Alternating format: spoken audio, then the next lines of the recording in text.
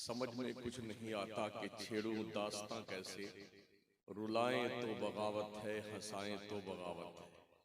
वैसे भी इस वक्त हम लोग शहर खामोशा में बैठे हुए हैं। मुझे बताया गया कि ये कब्रिस्तान है। जब कब्रिस्तान में पहुंच करके भी हमारी अकल ठिकाने नहीं आती तो कहां आएगी।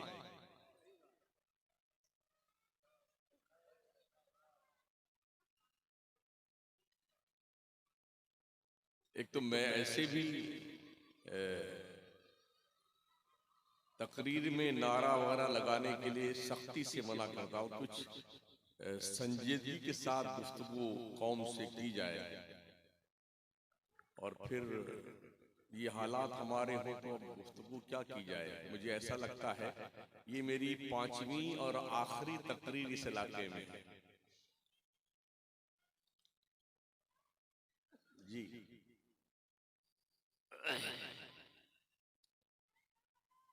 तैयार करके लाए गए, वो आधे रास्ते से फिर वापस भेज दिया गया कि सो लीजिए थोड़ा।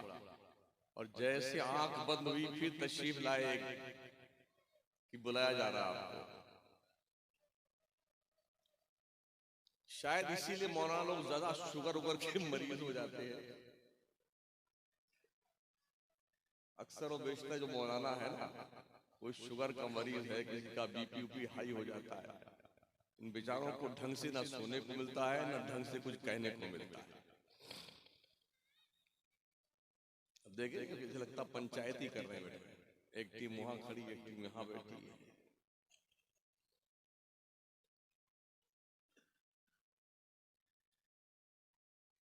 दो बजकर के 25 हो गए हैं। तहज्जुद का वक्त हो गया है।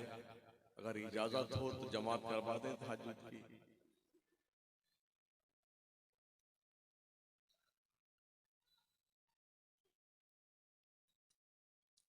एक छोटा सा मदरसा देखा मैंने आते आते अभी आपका। ऐसे लगा कहीं की ईंट कहीं का रोड़ा, भानुमती ने कुंभा जोड़ा। उल्टा पुल्टा टूटा फूटा अगड़म बगड़म। इतना बड़ा गांव मुसलमानों के, तुम्हारी अकलें मारी गई हैं, पगला गए तुम लोग का।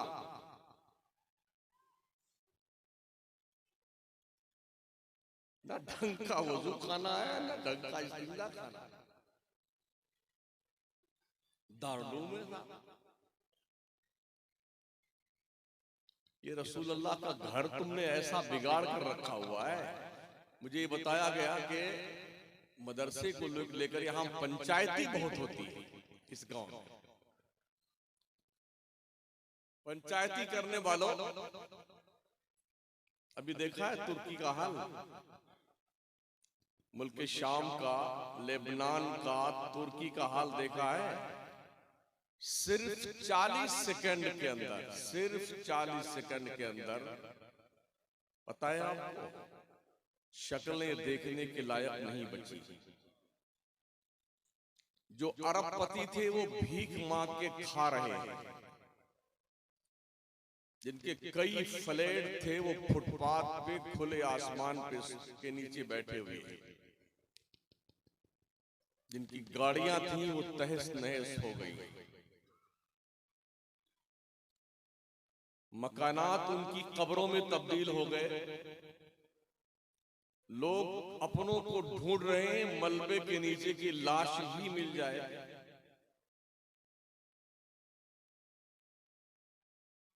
टेक्निकल लाइन में तुर्की दुनिया के नंबर 1 पे आता है और दुनिया की सबसे बेहतरीन फोर्सेस तुर्की की मानी गई है। बावजूद इसके अल्लाह की लाठी का एक झटका पूरा मुल्क बर्दाश्त नहीं कर सकता। इस गांव का नाम क्या है? भरोसा।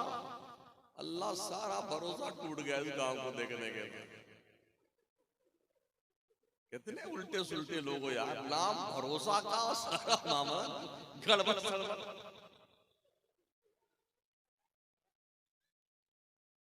ये भी सुनने में आया कि यहाँ के ज्यादातर लोग 80-90% जो ताजुश शरिया सरकार से मुरीद हैं, फिर भी लड़ते रहते हो। दो चार पीर काले गुलाबी नीले बैगनी के अगर मुरीद सब जगह हो तो झगड़ा करना समझ में आता है कि अपने अपने पीर की डफली बजाएं। जब ऐसा नहीं है तो क्यों मरते लड़ते? मुझे तकरीर नहीं करनी, बिल्कुल नहीं करनी है, थोड़ी देर तकरार करनी है आपसे। जब ऐसा नहीं है तो इस मदरसे की दुर्गत तुमने क्यों बना रखी है? भरोसा के बेभरोसा लोगों, तुमने इस मदरसे का ये हाल क्यों बना रखा है? आप बड़े खुश होंगे ना, 3 बच्चे हाफिज बन गए। अब अभी फरमाया ना हमारे इसराइल साहब किबला नकीब इजलास ने, 30 लोग जन्नती बन गए। पता है, ऐ काश इस फरमान के मिस्ताक हम बन जाएं।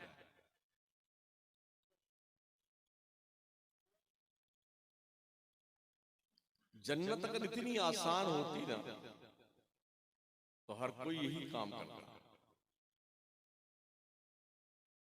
नमाजी कितने आपके गांव में, मुझे इसका पता नहीं, इसलिए कि मैंने मस्जिद देखा ही नहीं कि मस्जिद का हाल क्या है। पहली बार आया हूं और पूछा मस्जिद किधर है तो बताया दूर मस्जिद है, तो घर ही पे नमाज पढ़ी हमने ईशा की, इसलिए मस्जिद की जियारत नहीं हो पाई मुझे, लेकिन आते आते मदरसे की जियारत हुई है। तो जो सूरत ऐन की वही गैन की होगी, नुक्ते का फर्क होगा। नमाजी कितने ये इमाम साहब बताएंगे। वैसे भी सुन्नी नमाज पढ़ता कहाँ है, ऐसे जेब में जन्नत रख के घूमता बेटा। कसम खुदा की हम ही जन्नत में जाएंगे। पूरे मुल्क में मैं पूछता फिर रहा हूं किसी के बाप के पास जरा टिकट हो जन्नत का तो मुझे बता दो यार। अगर तुमने जन्नत इतनी आसान समझी है तो मुझे भी वो फॉर्मूला बता दो, मैं भी उसको इस्तेमाल करके जन्नती बन जाऊंगा।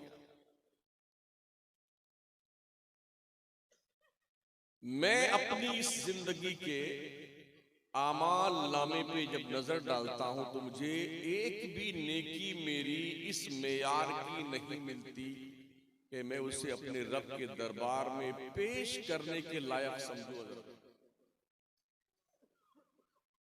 जिस नेकी का जायजा लिया जाए ना, हर नेकी फसादे नीयत का शिकार है।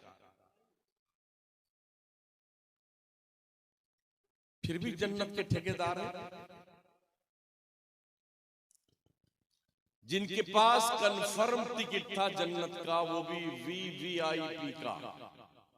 वो रात रात भर अल्लाह के डर से रोते थे।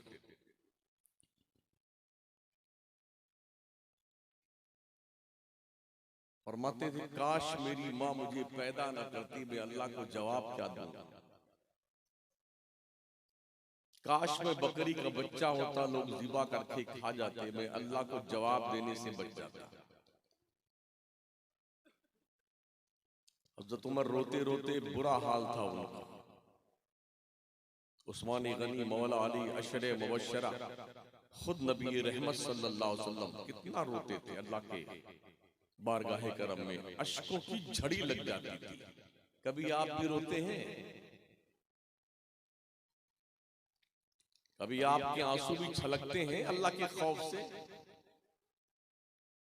अल्लाह का ऐलान है, यौम ला यनफउ मालुन वला बनून इल्ला मन अतल्लाह बिक़ल्बिन सलीम। मैदान महशर में तुम्हारी औलाद, तुम्हारा माल तुम्हें कुछ फायदा नहीं देगा, कुछ भी फायदा नहीं देगा। फायदा वही मैं पाएगा जो सलामती का दिल लेके जाएगा। सलामती कभी कभी रात में अपने दिल को टटोला करो, दिल तुम्हारा सलामत है भी कि नहीं, टटोला।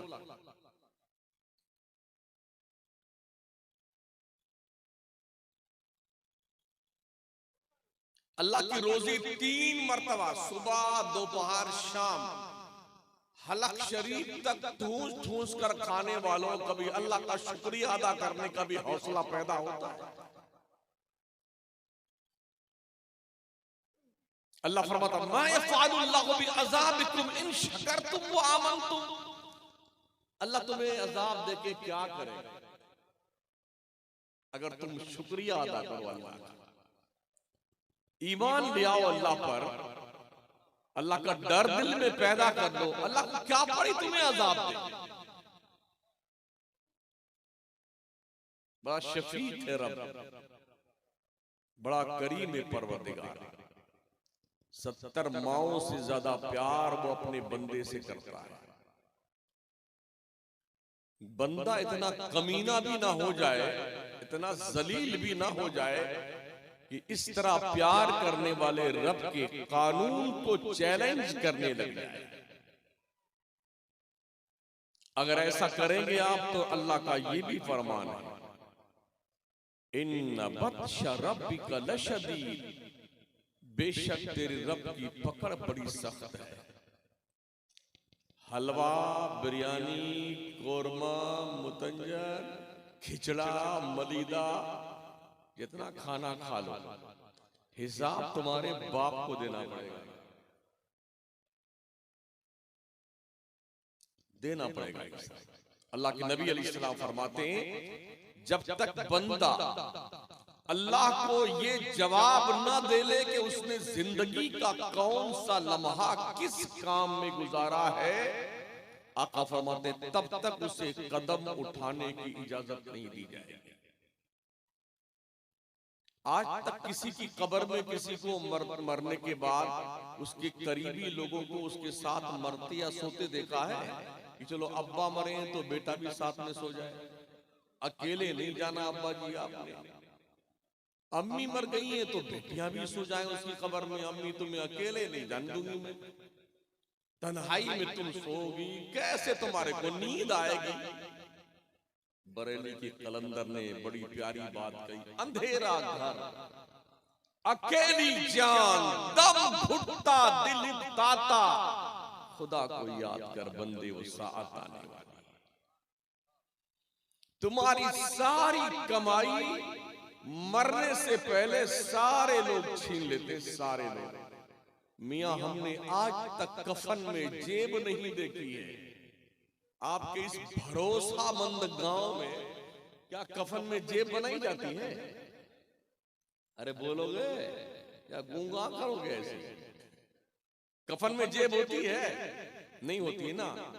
तो किस चक्कर में आप रोज 99 का चक्कर, हाय पैसा, हाय पैसा, लूट खसोट, बेईमानी, झूठ, दगाबाजी, फरेब, पैसे आने चाहिए, पैसे आने चाहिए।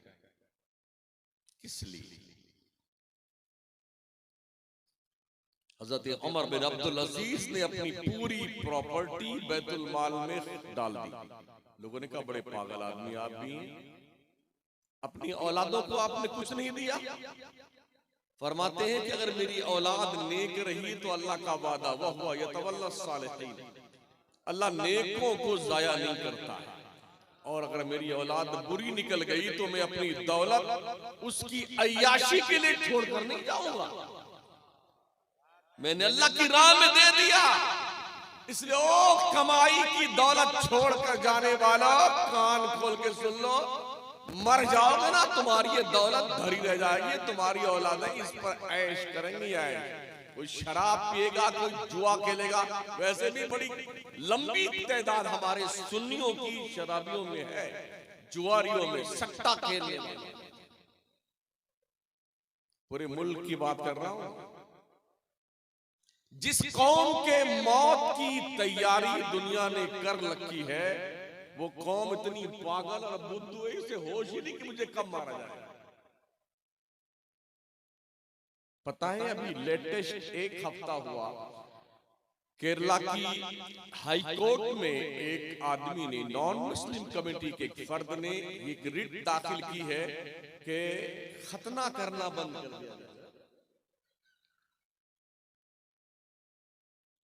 ये मुसलमानों के जो खतने का रवाज है ना, इसको बंद किया जाना चाहिए, इसलिए कि ये बच्चों पे अत्याचार है।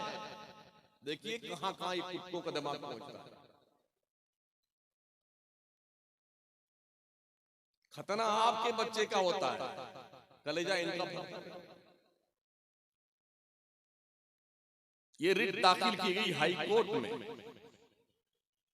फिर टोपी का नंबर आएगा, हिजाब का तो आ ही चुका है, दाढ़ी का नंबर आएगा। आज की तारीख में पंजाबी दाढ़ी रख करके बल्कि जटाधारी बन करके देश के सर्वप्रथम स्थान पे बैठ सकता है। प्रधानमंत्री भी बन चुके, सदर जमहूरिया भी बन चुके, लेकिन कोई मुसलमान अगर नौकरी में रहते हुए गवर्नमेंट की दाढ़ी रख ले तो या तो उसे दाढ़ी रखना है या फिर उसे नौकरी करनी है, दोनों में से एक ही को चुनना पड़ेगा।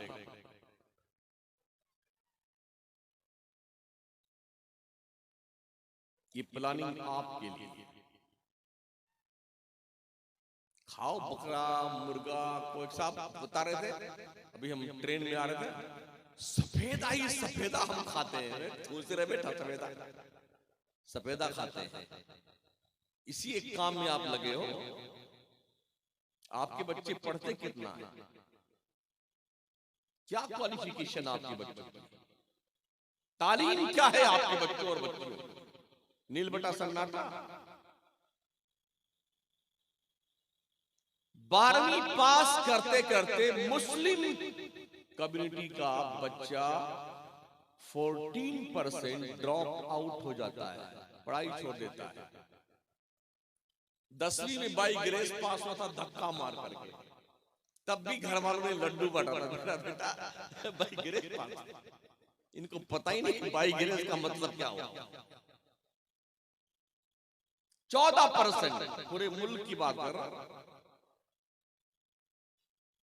ना तुम्हारे पास एक स्कूल है, ना कॉलेज है, ना अस्पताल है, न तुम्हारे पास इंस्टीट्यूट है, न तुम्हारे पास ढंग का मदरसा है। लूटा पीटा एक मदरसा देखा भी आपने? क्या है आपके पास? चौधरा खान साहब। अल्लाह फरमाता मेरे बंदो पगला मत, हमने तुम्हारा नाम खान साहब नहीं रखा, हुआ सम्मा कुमुल मुस्लिमीन। अल्लाह वो है जिसने तुम्हारा नाम मुसलमान रखा। या हमारे हरदम ऐसे आए थे बेटे पहुंचे, मैं खान साहब, मैं फलाना अंसारी साहब हूं। जात बिरादरी पर पगलाए फिर रहे हो। अल्लाह फरमाता या अय्युहन्नास इन्ना खलकनाकुम मिन ज़करिन व उन्सा व जअलनाकुम शुअबन व क़बाइला लितआरफू इन अकरमकुम इंदल्लाहि अत्क़ाकुम। ए लोगों, हमने तुम्हें एक मर्द एक औरत से पैदा किया, हमने तुम्हारे कबीले बनाए हैं, ग्रोव बनाए हैं, ओनली फॉर इंट्रोडक्शन, पहचानने के लिए। जात पात की बुनियाद पर कोई बड़ा नहीं होता, तुम में का सबसे बड़ा वो है जो अल्लाह से सबसे ज्यादा डरता है। डॉक्टर इकबाल एक बार यूरोप गए पढ़ने के बाद, इतवार का दिन था, तो कहा चलो देखते हैं पार्क में, देखते हैं क्या हाल यहाँ के पार्क का है। अभी की बेहया दिन आया था, आया कि क्या नहीं गया? चला गया। हाँ, दुनिया का इंसान उस दिन बेहया हो जाता है, पगला जाता है, आवारा कुत्तों की तरह। डॉक्टर इकबाल गए पार्क में, तो देखा बहुत सारे बच्चे खेल रहे हैं, कोई पापड़ खा रहा है, कोई आइसक्रीम खा रहा है, कोई क्रिकेट खेल रहा है। एक बच्चा छोटा सा था, वो एक पेड़ के नीचे कलम दवात कागज लेके कुछ लिख पढ़ रहा था। उसके करीब गए, पूछा बेटे आज तो संडे है? जी सर आज संडे है। खेलने का दिन है, तुम खेलते नहीं? सारे बच्चे तो खेल रहे हैं। तो उस बच्चे ने जवाब दिया, सर वैसे भी दुनिया के नक्शे पे मेरी कौम बहुत कम है, बहुत थोड़ी है, अगर मैं भी खेलने में लग जाऊंगा तो मेरी कौम का मुस्तकबिल क्या होगा? डॉक्टर इकबाल ने पूछा बेटे तुम्हारी कौम कौन सी है? कहा मेरी कौम यहूदी है। डॉक्टर इकबाल की आंखें छलक पड़ी, या रब ऐसे अनमोल नगीने मुस्लिम माओं की गोद में क्यों नहीं पैदा? जिस बच्चे को बचपने में अपने कौम के तहफ्फुज़ व बका की ये सोच पाई जाती हो, उस कौम के लोग कभी जलील हो सकते हैं? दुनिया के नक्शे पे पूरी दुनिया में यहूदी सिर्फ 80 लाख और मुसलमान तकरीबन 2.5 अरब की तादाद में है। 80 लाख यहूदियों ने मुसलमानों के नाक में दम कर रखा है, और सिर्फ मुसलमानों के नहीं, पूरी दुनिया में अगर किसी की दादागिरी चलती है तो 80 लाख लोग, इसलिए कि वो पढ़ते हैं, पढ़ाई में सक्षम है। वो बच्चे, बूढ़े, मर्द, औरत, लड़की, जवान, सब के सब ग्रेजुएट। 22 साल की उम्र तक पूरे इजराइल में कोई लड़का और लड़की मोबाइल नहीं चला सकता है। और हमारे यहाँ अभी बेटा चल नहीं पाता है, बकैया बकैया चलता है, और धाड़े मार के रो रहा हो ना तो झट से माँ एक स्पेशल काम करती है, मोबाइल की दादी अम्मा निकालती है और झट से खोल करके उसी पे कोई कार्टून लगा के बेटे को दे देती। रोता रोता एक बैग हंसने लगता बच्चा। देखा नहीं? अगर आंसू ढलक के यहाँ तशरीफ ले आए हैं ना तो फिर वो आगे नहीं, वहीं रुक जाता है। और फिर वो छोटा सा बच्चा जो 9 महीने का, 8 महीने का, मोबाइल पा करके फिर ऐसे ऐसे करने लगता है। मेरे पास भी दादी अम्मा है मोबाइल की, मगर अल्लाह का है मुझे ज्यादा कुछ नहीं आता इसमें। लेकिन 9 महीने के बच्चे, 1 साल के बच्चे, उनको हर फंक्शन आता है। कहां सीखते हैं ये बच्चे? तवज्जो है आपकी? थोड़ी तकरार सुन लीजिए। मुझे भी आज की तारीख में शाम तक भीलवाड़ा पहुंचना है, गरीब नवाज के शहर से 130 किलोमीटर आगे। तो हमारे छोटे छोटे बच्चे जो मोबाइल लेके बड़े खुश नजर आते हैं, होश के नाखून नहीं है, फिर भी उन्हें होश चलाया कैसे जाता है। गौसे पाक के बारे में सुना ना उलमा से आपने कि 18 पारे के हाफिज बन के पैदा हुए। जब उस्ताद ने पूछा बेटे कहाँ पढ़ा तुमने, कहा हुजूर मेरी माँ 18 पारे की हाफिजा थी, रोजाना जब वो बिस्तर पे जाती तो जब तक 18 पारा पढ़ नहीं लेती थी सोती नहीं थी। माँ पढ़ती रहती थी, मैं पेट में रहते रहते याद कर लिया 18 पारा। सरकार कुतुबुद्दीन बख्तियार काकी 14 पारे के हाफिज बन के पैदा हुई। जब काजी हमीदुद्दीन नागौरी रस्म बिस्मिल्लाह खानी कराने के लिए गए तो फरमाया पढ़ो बेटे, अली बाकी तख्ती शुरू करवाया। कहा यहाँ से नहीं, कहा फिर कहाँ से, तो अलहम्द से शुरू किया और 14 पारे सुना कर फिर खामोश हो गए। कहा बेटे आगे पढ़, कहा आगे याद नहीं है। कहा कहाँ याद किया, कहा मेरी माँ 14 पारे की हाफिजा थी और वो पढ़ती थी, मैं पेट में रह करके याद करता था। ये बच्चे जो मोबाइल चलाना सीख रहे हैं, नाचना सीख रहे हैं, गाना सीख रहे हैं, इसका मतलब यही हुआ ना माँ इन चीजों की आदी है। माँ इन चीजों की आदी है। जब बच्चे पेट में माँ के होते हैं तो माँ इन्हीं खुराफात में मशगूल होती हैं। तो बच्चे पैदा होने के बाद अभी चल नहीं पाते, मगर मोबाइल के एक्शन पर उनका एक्शन काबिले दीद होता है। वो माएं पैदा करती थी नमाजी, धनी तलवार के मैदान के गाजी। वो माएं जब भी लेती थी बलाएं, दिया करती थी बेटों को दुआएं। इबादत में कटे बेटा जवानी, शहादत पे हो आखिर जिंदगानी। आज मेरी माएं क्या करती हैं, मेरी बहनें क्या करती हैं, मेरी बच्चियां क्या करती हैं?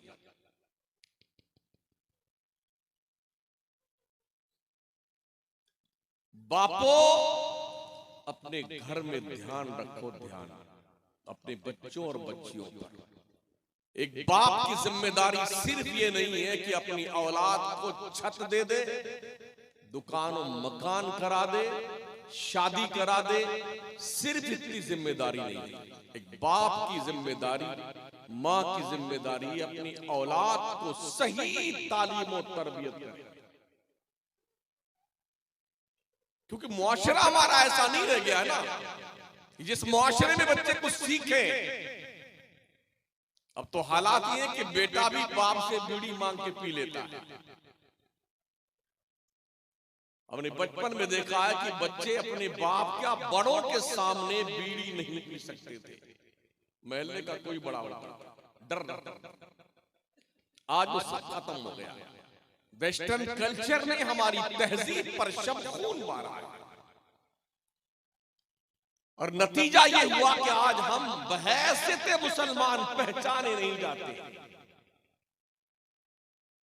अगर 10 पंजाबी सफर कर रहे हो ना ट्रेन में, प्लेन में, उनकी यूनिटी दिखती है। और हम सफर करते हैं लाइसेंस लोग, माशाल्लाह दाढ़ी शरीफ है, टोपी शरीफ है, तो पूरी बोगी में हम अकेले दिखाई पड़ते हैं। हालांकि और भी लोग होते होंगे मुसलमान, मगर वो सफर चढ़ते रहते हैं। तो दाढ़ी वाला अपने आप को अकेला महसूस करता है।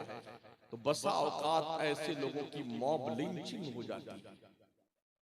अगर 10 मुसलमान हैं, 10 अपनी आईडी प्रूफ के साथ सफर करें, अल्लाह की कसम किसी के बाप की इतनी जुर्रत नहीं कि हमें टच कर सके।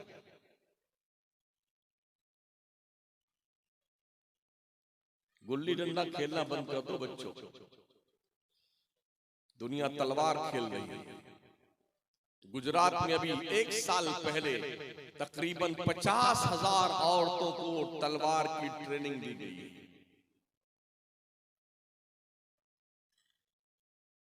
बंदूक चलाने की ट्रेनिंग। तो हम तो ये नहीं कहेंगे कि आप ये सब सीखिए, कम से कम ढंग के मुसलमान तो आप बन सकते हैं। हमारी माएं बहनें बच्चियां कम से कम जिम्मेदाराना अंदाज में अपनी नस्लों की सही तालीम और तरबियत तो कर सकती हैं।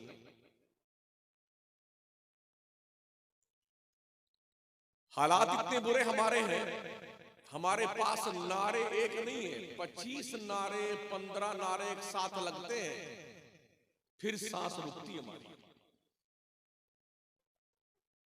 और इसी पे हमारी खैरियत है।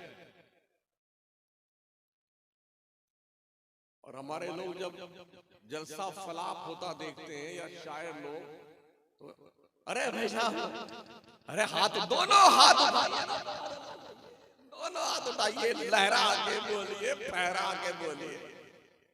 हमारे अभी फरमा रहे थे, लहराइए दोनों, फहराइए। इनकी मजबूरी भी, जिस जिम्मेदारी पे इनको बिठाया गया।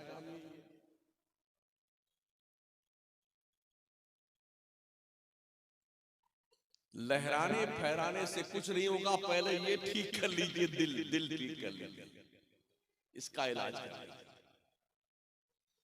समझ रहे हैं? इन्ना अंज़लनाहु कुरआनन अरबिय्यन लअल्लकुम ताक़िलून। अल्लाह फरमाता बेशक हमने कुरान अरबी में नाज़िल किया है ताकि तुम्हें अक्ल आ जाए, अक्ल। अगर कुरान नहीं कोई पढ़ता है तो उसे अक्लमंद तस्लीम नहीं किया जाएगा, तय बात है ये। जब तक कुरान नहीं आया था दुनिया अंतरिक्ष में नहीं गई। जब तक कुरान नहीं आया था दुनिया ने आइटम बम नहीं बनाए थे। जब तक कुरान नहीं आया था आसमान के ऊपर चांद पर प्लॉटिंग नहीं की गई थी। जब तक कुरान नहीं आया था पेट्रोल, डीजल, गैस, घासलेट, सोना, चांदी, हीरे, जवाहरात, इसकी दरियाफ्त नहीं हुई थी। जब तक कुरान नहीं आया था मादनियात के खजानों का पता ना था। जब तक कुरान नहीं आया था पेट्रियट लॉन्चर नहीं बनाए गए थे। जब तक कुरान नहीं आया था मिसाइल का बाज़ाब्ता तौर पर लोगों ने बनाव उसका नहीं किया था। कुरान आया, तरक्की के जीने खोल दिए गए, दरवाजे खोल दिए गए। दुनिया कुरान पढ़ती जाती है और आसमानों की तरफ सैर करती है। ताज्जुब है जिसके घर में वो कुरान मौजूद है, वो कौम माजाइल है, माजाइल। यूरोप का अंग्रेज कुरान पढ़ता है, तरक्की कर रहा है। यहूदी कुरान पढ़ता है, तरक्की करता है। नॉन मुस्लिम कम्युनिटी का आदमी कुरान पढ़ता, तरक्की करता है। और हम जब कोई मर जाए ना कब आएंगे? मौलाना ज़ैनुलाब्दीन साहब किबला, हमारी अम्मा मर गई, हाँ इनकी बख्शिश की दुआ करवा दीजिए। कुरान तेरे बाप की सिर्फ बख्शिश के लिए आया है? क्या काम हमने बनाया? कुरान का काम मुर्दों की बख्शिश करवाने के लिए। अल्लाह फरमाता है इन्न हाज़ल कुरान यहदी लिल्लती हिया अक़वम, बेशक ये कुरान पूरी दुनिया के कौमों की रहबरी के लिए आया है, हिदायत का रास्ता बताने के लिए आया है। हम सुबह जब पौने जागते हमारे मुसलमान तो पहुंचेंगे चाय की होटल पे। अगर 15 या 20 आदमी होटल पे बैठे ना चाय की दुकान पे, उसमें अगर 20 है तो 20 में से 15 मुसलमान है। इतना टाइम सिर्फ मुसलमान के पास ही है। बड़ी जिंदाबाद कौम है। हाँ, 3-3 4-4 चाय पिएंगे बैठे बैठे। दैनिक जागरण, अमर उजाला, मतन, हाशिया, बैन सुतूर, जब कुछ नहीं दिखे चश्मा लगाएंगे। अब फिर वो खिलाल निकालेंगे तो दांत में, हाँ जी वो जॉर्ज बुश को ऐसा नहीं करना चाहिए था, और टोनी ब्लेयर को ऐसा। बुद्धू मियां तेरी कौन सुनता है? चाय की चौपाल पे तुमने दुनिया आबाद की है। लगता है बीबीसी लंदन के रिपोर्टर हैं, बैठे हैं अपने यहाँ भरोसामंद गांव के ढाबली पे चाय के। अब मशवरा वाशिंगटन बैठने वालों को देते हैं। उनको ऐसा नहीं, तेरी है कोई नहीं सुन रहा है। तेरे घर की मुर्गी नहीं सुनती, तेरी किसको सुना रहा? फिर हजरत सुबह में 10 बजे कुरान खानी है। अगर मौलाना ने ये कह दिया कि हजरत ऐसा है हाजी साहब, छुट्टी के वक्त हम कुरान खानी करवा देंगे, कहा नहीं नहीं 10 बजे होनी चाहिए। अगर नहीं किया 10 बजे तो आना चंदा लेने बताएंगे। वार्निंग भी, चंदा लेने आना बताएंगे। ओ लोगो, अभी मौत नहीं आई तुमको, तुम मरे नहीं हो। तुम्हारी सांसें चल रही हैं। मरने से पहले तौबा कर लो, अब गुनाहों से खता हो। सोने वाले रब को सजदा करके सो, क्या खबर उठे ना उठे सुबह। डॉक्टर इकबाल कहते हैं चुमी गोयम मुसलमानम बलरज़म के दानम मुश्किलाते ला इलारा। जब मैं कहता हूं कि मैं मुसलमान हूं तो मेरा जिस्म कांपने लगता है, इसलिए मुझे पता है कि मुसलमान बनने के बाद मुसलमान की जिम्मेदारी क्या बनती है। हमने पढ़ाई क्या है जो जाने मुसलमान किसे कहते हैं? ये शहादत गहे उल्फत में कदम रखना है। लोग आसान समझते हैं मुसलमान। पढ़िए, कितने बूढ़े हैं, बुढ़े बुढ़े 70 साल का बुढ़वा हो गया है, नमाज पढ़ना नहीं आता है, मगर सीखेगा नहीं। हाँ, शर्म आती है। अरे कैसे ना ऐसे नहीं, हमारे सामने का बच्चा है इमाम साहब 25 साल का है, हमारी उम्र 70 साल की। सजदा में जाएगा तो दोनों टांगे ऐसे उठ जाएंगे, हेलीकॉप्टर बन रहा। हज़रत मस्जिद में बुढ़े आते हैं ना, हम भी चूंकि बड़ी मस्जिद के इमाम हैं, तो जब 2-4 बुढ़े आसपास बैठ जाएंगे तो वो उसको चुमटी काटेगा, उसको चुमटी काटेगा। मस्जिदिया में बैठ के बदमाशी करते रहते हैं। और नौजवानों का हाल ये, अगर इनका दोस्त कोई पहले आकर नियत मान चुका है तो ये पीछे आके तो उसके कान, ताकि ये हंस दे नमाज। मैं दरअसल 2 और 2 4 की गुफ्तगू करता हूं, कोई ऐसी लॉजिक नहीं पेश करता जो बाउंसर जाए। आंखों देखी बात। नमाज में हंसते हो, दोस्तों को हंसाते हो। हजरत बायज़ीद बुस्तामी जब अल्लाह की इबादत करने मस्जिद में आना चाहते तो गेट पे खड़े रह करके बहुत देर तक रोते रहते। कभी कभी ऐसा होता पेशाब के रास्ते से खून टपकने लगता था। लोगों ने कहा हुजूर आप तो अल्लाह के वली हैं, सैयदुत ताइफा हैं आप, हुजूर आप इस तरह से? कहा हाँ, उस बादशाह के दहलीज पर हाजिरी देने का वक्त आ गया है। डर लगता है अगर मस्जिद में जाऊं कहीं ऐसा ना हो मेरा रब ये कह दे बायजीद तू मेरे दरबार में आने के लायक नहीं है। आपने क्या सोचा?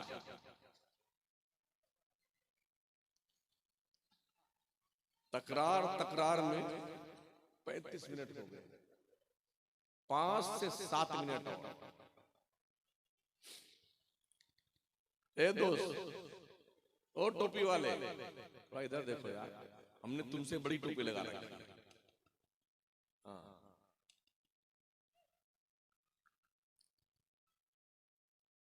इसलिए बापू अपने बच्चों पर ध्यान दो। रोज अखबार में छपता है 5 साल का बच्चा गुम हो गया, 8 साल की बच्ची गुम हो गई। ये बड़ी प्लानिंग के साथ काम चल रहा है।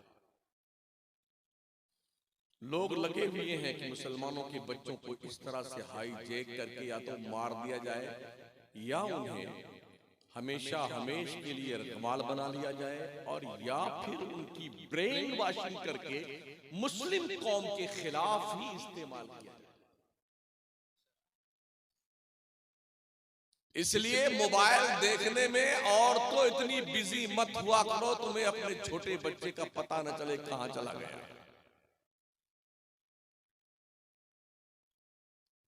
कभी कभी उर्सों में, उर्स तो होते नहीं, अभी मेला होते हैं मज़ारों के, वहां भी तकरीर करने का इत्तेफाक होता तो माइक पर ऐलान कर देना अनाउंसर साहब एक 10 साल की बच्ची गुम हो गई है, उसकी अम्मी कहीं पर हो, उनके अब्बा कहीं हो तो आके ले जाए। सुनते नहीं सुनते आप? यानी इतनी बिजी हो जाती हैं मैडम साहिबा, उनको फिक्र ही नहीं होती कि मेरे साथ मेरी 8 साल की बच्ची भी आई। इसी इलाके में पिछले साल कोई 6-7 महीना हुआ आया था मैं तकरीर करने के लिए, फरखाबाद से 15 किलोमीटर की दूरी पर कोई उर्स था, अजीज अलपुर, हाँ, तो वहां झूले लगे हुए थे। तो हमने अपनी माँ बहनों बच्चियों को नकाब पहन पहन करके उस झूले में कूदते और उछलते देखा। दिल के फफोले जल उठे सीने के दाग से, इस घर को आग लग गई घर की चिराग से। इसी काम के लिए हमारी माँ बहनें हैं। भरे मजमा में नकाब पहन पहन करके वो झूले में कूद रही है। बड़ी हैरत है, हम कहां जा रहे हैं? अगर इस तरह के उर्स कौम की औरतों को बेहया बनाते हो तो ऐसे उर्स करने हराम होना जायज है। बंद कर दो ये जंगलीपन के उर्सों को, बंद कर दो और आबरू बचाओ अपने बच्चियों की, बहनों की, माओ की। तमीज सिखाओ अपने बच्चों को। हजरत खुनसा रज़ी अल्लाह ताला अन्हा एक सहाबिया है, पहले ये रोने का काम करती थी। जब तक मक्के में थी तो ठेका लेती थी, किसी का कोई मर जाता था तो किराए पे रोने जाती थी। 10 दिन 12 दिन 15 दिन रोती थी, उसका उन्हें नजराना मिलता था। तो ठेकेदार थी, वो कमांडर की चीफ थी, तो कुछ जो है जो 5 7 8 औरतें साथ में आती थी, कुछ उनको दिहाड़ी दे देती थी, बच्चा ठेकेदार के ऐसे से अपना ले लेती थी। फिर ये सहाबिया बनी, नबी का ईमान लाई और उस मकाम पे पहुंची कि सहाबी और सहाबिया उन खुशनसीब लोगों को कहा जाता है जिन्होंने ईमान की आंखों से हुजूर का जमाले जहारा देखा और ईमान पे खात्मा हुआ, उसे सहाबी और सहाबिया कहा जाता है। अगर ऐसे सहाबी और सहाबिया ने एक मुट्ठी जौ अल्लाह की राह में खैरात किया है तो पूरी दुनिया मिलके जमीन भर के सोना खर्च करे तो उस मुट्ठी भर जौ के बराबर नहीं पहुंच सकता। ईमान ले आई। 4 जवान लड़के थे उनके, शौहर का पहले ही उन्होंने जामे शहादत नोश कर लिया था। कादसिया के मौके पे हजरत उमर फारूक आजम के दौर में साद इब्न अबी वक्कास जब कादिसिया को फतेह करने तशरीफ ले गए तो आप भी उसमें शामिल थी, 4 जवान बेटों के साथ गई। जैसे कल जंग होनी है ना, तो आज शाम को चारों बच्चों को बुलाया। आंखों की रोशनी खत्म हो चुकी थी, यानी कि अब दिखता नहीं था कुछ। चारों बेटों को बुलाने के कहा, बेटो मैं तुम्हें कुछ नसीहत करने के लिए बुलाई। कहा माँ क्या बात?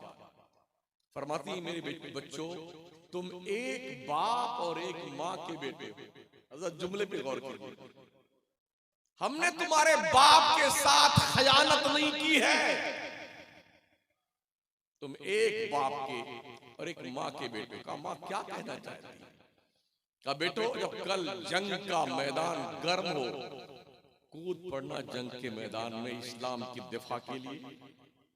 खबरदार किसी के पीठ पर अगर एक भी जख्म आया ना, तो हश्र के मैदान में अल्लाह के करम की बारगाह में तुम सबको खींच कर रख जाओ। दे दी इजाजत बच्चों को। बच्चे जंग के मैदान में गए। दूसरे दिन चारों जवान बेटे शहीद हो गए। किसी माँ को अगर पता चले कि हमारे 4 जवान बेटे एक साथ शहीद हो गए, उस माँ का हाल क्या होगा? किसने खबर दी खुंसा को कि खुंसा तेरे 4 बच्चे शहीद हो गए? कहा मुझे मेरे बच्चों के पास ले चलो। गई तो जाने के बाद देखा चारों की डेड बॉडी पीठ के बल लिटाई हुई थी। बैठ गई, पैर से लेके सर तक टटोला सामने, देखा जख्म ही जख्म है, खून ही खून है चारों को। खड़ी हुई कहा हमारे चारों बच्चों को पेट के बल लेटा दो, जरा हम पीछे भी चेक कर लेंगे। चारों को पेट के बल लिटाया गया। फिर उन्होंने पीठ की बल चेक किया, देखा कहीं जख्म नहीं लगा। खड़ी हुई कहती अल्लाह तेरा लाख लाख शुक्र है, तूने मुझ जैसी एक कमजोर बंदी को ऐसी औलादे दी हैं जिन्होंने तेरे दीन के दिफा के लिए हर जख्म सीने पे बर्दाश्त किया। रोई नहीं वो। आज की माँ होती ना, कलेजा फाड़ देते रो रो करके, बाल नोच करके, गरीबान फाड़ करके आसमान सर पे उठा लेती, मगर एक कतरा आंसू। अल्लाह तेरा शुक्र है मेरे बच्चे तेरे दीन के काम में तो आए, वो भी शान के साथ। अल्लाह मैं अपने बच्चों से राजी हूं, तू भी मेरे बच्चों से राजी हो जा। क्या हम भी अपने बच्चों को ऐसी तरबियत देते हैं? किस तरह शबखून मारा यहूदी और ईसाइयों ने। हमारी मुस्लिम माएं बहनें बाजार से छोटे छोटे कपड़े खरीद के लाती, यहूदियों के बनाए हुए कपड़े। ये टॉपर जीन्स कपड़े आ रहे हैं बाजार में, मार्केट में, ये यहूदियों के बनाए हुए कपड़े, यहूदियों के डिजाइनिंग उनकी है। क्योंकि सुल्तान सलाहुद्दीन अय्यूबी ने पूरे यहूदी और ईसाइयों की नाक में दम कर दिया। बैतुल मक़दिस आजाद करा करके उस मर्द कलंदर ने, जबकि पूरी जिंदगी में एक बार भी हज करने न जा सका, कहा मेरी जिंदगी का सबसे बड़ा मकसद यह है कि मैं क़िबले अव्वल को आजाद कर रहा हूं। हर जगह शिकस्त खाते वो लोग। मीटिंग की सारे यहूदियों और ईसाइयों ने, क्या किया जाए कि सलाहुद्दीन का कदम रोका जाए। सब थक हार के बैठ गए। एक बहुत बड़ा उनका पॉप था, उसने कहा सलाहुद्दीन कभी तो तुम मरेगा, तेरे बाद तेरी कौम में कोई सलाहुद्दीन अय्यूबी हम पैदा नहीं होने देंगे। चुनांचे उन जालिमों ने वो हरबे इस्तेमाल किए कि अगर यहूदी खिंजीर की तरह बाल रखता है तो हमारा नौजवान खिंजीर की तरह बाल रखता है। देखा नहीं देखा है? यही इतना बाल होगा जैसे खड़ा खड़ा बाल, ऐसे सुअर की तरह। यहां रनवे बनाता है, हेलीकॉप्टर यहां उतरे और इस तरफ आ जाए। इसी में पान बनाएगा, उसी में तीर घुसा देगा, उसी बलवे में। और फिर या अल्लाह जन्नतुल बकी में दफनाया जाऊं, या अल्लाह हुजूर के रोजे पे मौत आए। कमीना कहीं का, ये मुंह तेरा इस काबिल है? शक्ल यहूदियों की तरह बनाई तूने, और मरने की तमन्ना नबी की चौखट पे मांग रहा है, तमन्ना कर रहा है जन्नत की क्यारी में नमाज पढ़ूं वही मौत आ जाए, मुआदा शरीफ में जाऊं वही मौत आ जाए। ऐसे मरता कोई? शक्ल देखी औरतों की, शादी ब्याह में चले जाओ, अल्लाह कसम पता नहीं लगता कि हम किसी मुसलमान की शादी में आए। इतनी भुतनिया, इतनी चुड़ैलें होती है, इतनी चुड़ैलें, और सब वहीं जमा रहते जहां और दुल्हन रहते। इनके शौहर खुद अगर देख ले कभी अचानक तो पहचान ना पाए कि हमारी ही मुहतरमा है। हाँ, ये हालत है। और इसी कंडीशन में कोई रात के दुधलेपन में कोई छोटा बच्चा देख ले, 14 दिन के लिए कोमा में जाएगा। कपड़े इतने बारीक, अल्लाह कसम, जिस्म का रोता तो दिखता है। दुपट्टे तो आजाद हो गए सर से कब के, तो मुसलमान हो।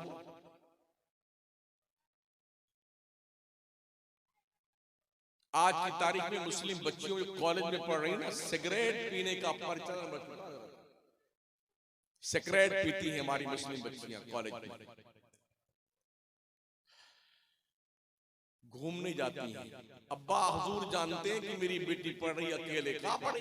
वो ब्रिज कैंडी में पढ़ी, मुंबई। ओ दिल्ली में पढ़ रही अकेले। पता है क्या होता दुनिया में? नतीजा ये होता है कि वो लड़कियां कॉलेज की दहलीज पे जाने के बाद कदम बहकते हैं। गैरों ने अपनी बच्चियों को सेट कर रखा है कि मुस्लिम बच्चियों से दोस्ती बनाओ, और दोस्ती बनाने के बाद घर लेके आओ, और अपने नॉन मुस्लिम कम्युनिटी के बच्चों से उनकी दोस्ती करवाओ, ताकि उनकी शादियां उनके साथ हो जाए। ये हो रहा आज की तारीख। ये हमारी माए बहने बच्चियां कब जागेंगे कि अपनी बच्चियों को कम से कम होश के नाखून ले कि तुम कनीज़े फातिमा हो। ये सबक कब सिखाओ? तुम कब बताओगे अपने बच्चियों की तुम किसी बाप का फख्र व गुरूर हो, किसी कौम की इज्जत व आबरू हो, किसी भाई के सर का ताज हो? तुम अपनी बच्चियों को कब सिखाओगे? हम देखते हैं रोजाना कहीं किसी झाड़ी में मुसलमान बच्ची की लाश पड़ी, शादी की मोहब्बत की पेंगे बढ़ा करके, डेट पर जा करके, खा करके, कम वक्तों ने जाकर के फिर शादी की, मुस्लिम बच्ची को गुमराह करके 6 महीना साल भर अपने साथ रखते हैं। उसके बाद वो चकले पे बेच देते हैं। जानते हो? फिर उसके बाद अगर ना तैयार हुई तो किसी न किसी बहाने उस मुस्लिम लड़की को मार दिया जाता है। कहीं गटर में फेंक देते हैं, कहीं नदी में फेंक देते हैं, कहीं झाड़ी में फेंक देते हैं। और नहीं तैयार हुई तो झांसा देकर के दुबई ले जाते हैं उनको, और दुबई के कहवा खाने में उन्हें बेच के आ जाते हैं। हमारी जमात के एक रिपोर्टर ने रिपोर्ट लिखी थी कि एक नहीं, 2 नहीं, कई हजार मुस्लिम बच्चियां हैं जिन्होंने भाग करके गैरों से शादियां करी थी। उनको जाकर के दुबई में बेच दिया गया है। अब वो घर भी नहीं आ सकती हैं, ना मुआशरे में मुंह दिखाने के लिए। तो जब तुम तुम्हारे अपने मदरसों की ये हुलिया बिगाड़ कर रखोगे तो ये होगा ना यार। अभी माशाअल्लाह हज़रत अल्लामा ज़ैनुल आबिदीन साहब के मदरसे में मैं भी समझा शायद ये जिन्होंने प्रोग्राम लिया अपने मदरसे का ही लिया, वरना मैं आता ही नहीं। मैं तो आपके मदरसे जलसा समझ रहा था। वहां बच्चियों की तालीम होती है। गुज़िश्ता साल में आया था वहां, तो अपने बच्चियों पर रहम करो मेरी माँ बहनों, मेरे दोस्तों, बुजुर्गों। अगर तुम किसी बहन के भाई हो तो तुम ध्यान रखा करो। किसी बेटी के बाप हो तो उनकी एक्टिविटीज पर ध्यान दिया करो। उनके नोटबुक्स चेक करते रहा करो अगर स्कूल पढ़ती हैं। उनकी डायरियां चेक करते रहा करो। उनके मोबाइल को चेक करते रहा करो, चैटिंग क्या हो रही है। कहीं ऐसा ना उस वक्त होश आए जब आपकी नाक ही नहीं पूरा मुंह कट चुका हुआ।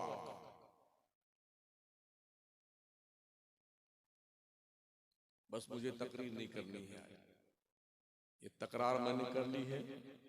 40-45 मिनट होने को आ गए हैं और इतना ही बहुत है। तूफानी नूर लाने से है चश्म फायदा, 2 बूंद ही काफी है अगर कुछ असर करे। उर्स मत कीजिए खुदा के लिए, पैसा बचाइए और अपना स्कूल बनाइए। 10वीं तक 12वीं तक आप स्कूल बना लें, उसमें दीनियात का अच्छा सिलेबस रखें।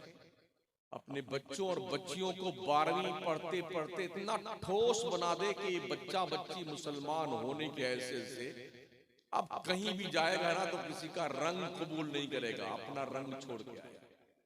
ऐसा कुछ कीजिए। पीरों के नाम पे पैसे लुटाना बंद कीजिए। ये पैसे अपनी कौम की भलाई के लिए इस्तेमाल कीजिए। अल्लाह ने अगर तुम्हें दौलत दी है तो कारून, फिरौन, नमरूद, हामान, शद्दाद मत बनिए। सखावत उस्मानी का मुजाहरा कीजिए। समझ रहे? अल्लाह ने तुम्हारी दौलत में हक रखा। वफी अमवालिहिम हक्कुम मालूमुल लिस्साइल वल महरूम।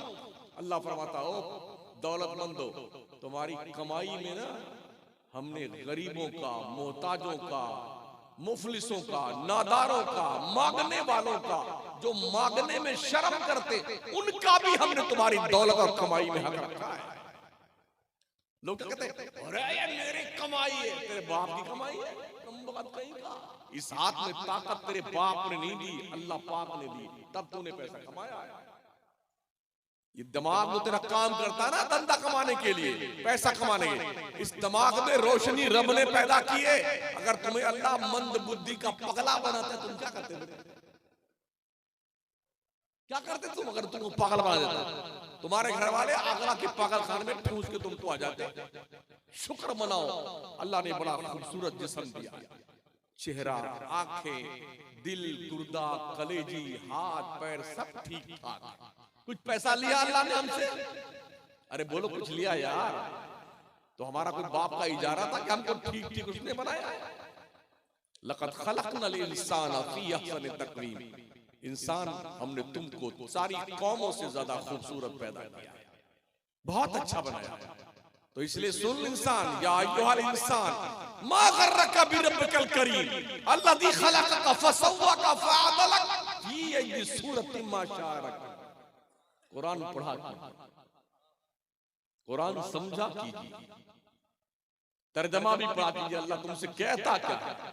तुम्हें किस चीज ने, इंसान बोल बोल, तुझे किस चीज ने अल्लाह की तरफ से धोखे में डाल रखा है? उस अल्लाह की तरफ जिसने तुझे बनाया तो ठीक ठीक बनाया। सेब जैसा चेहरा, गाल, माशाअल्लाह, एहसान उलमा का एहसान मंद। मैंने सुना इस गांव में, इस इलाके में बहुत सारे मौलाना। अच्छा हजरत, ये भी बड़ी हैरत है, जहां ज्यादा मौलाना होते वहां फितना फसाद बहुत होता है, बड़ा झगड़ा करते हैं, मौलवी खूब लड़ता रहता है। यही लड़ेगा तो कौम को क्या ठीक करेगा?